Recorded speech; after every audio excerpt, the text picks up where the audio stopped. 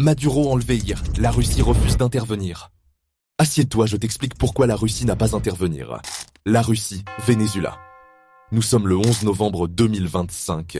Ici, Sergueï Lavrov, ministre des Affaires étrangères, déclare que le Venezuela, Maduro qui a été enlevé hier, ne s'est pas tourné vers la Russie pour obtenir une assistance militaire ou pour demander le déploiement d'armes russes sur le territoire vénézuélien. Et sa sortie concernait à cette époque le traité de partenariat stratégique et de coopération qui a été signé le 7 mai 2025 a pu entrer en vigueur autour du 12 novembre 2025. Et les Russes ont exécuté la volonté de Maduro, ils n'ont pas voulu s'ingérer dans cette décision. Donc la question est posée aux trolls. À quel moment les Russes ont trahi Maduro ?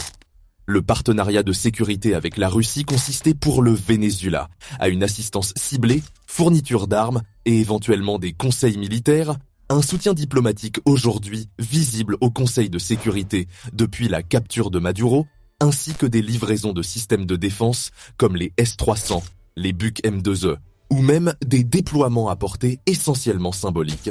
Mais Moscou n'y est nullement obligé. À l'instar de l'Ossétie du Sud, entité séparatiste de la Géorgie, l'Abkhazie, la Biélorussie, la Corée du Nord, l'Arménie, le Kazakhstan, le Kirghizstan et le Tadjikistan, la Russie n'a aucune obligation automatique de défendre militairement un pays. Je le répète, elle n'en a aucune. Il faut arrêter de fantasmer. Une intervention ne peut avoir lieu que sur la base d'une demande officielle de l'État concerné, comme ce fut le cas en Syrie lorsque Bachar al-Assad a sollicité l'aide de la Russie. Sans cette requête formelle ou une clause formelle, il n'y a ni devoir légal ni engagement militaire contraignant.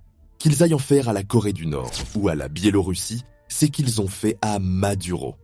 C'est là que vous comprendrez réellement ce que signifie un traité d'assistance mutuelle, mais nous ne pourrons jamais le faire. Et c'est précisément pour cette raison que les Américains ont vivement critiqué la Russie lorsque celle-ci et la Corée du Nord se sont engagées à signer ce traité. Kim n'est pas fou. Rien que la présence de soldats nord-coréens en Russie et le déploiement de missiles Zorechnik en Biélorussie devrait déjà vous interpeller. Poutine n'a aucune obligation formelle de défendre Maduro. Fais arrêter ce délire. Ce n'est pas à la Russie d'aller sauver Maduro. Le Venezuela a une armée ? Où était-elle ?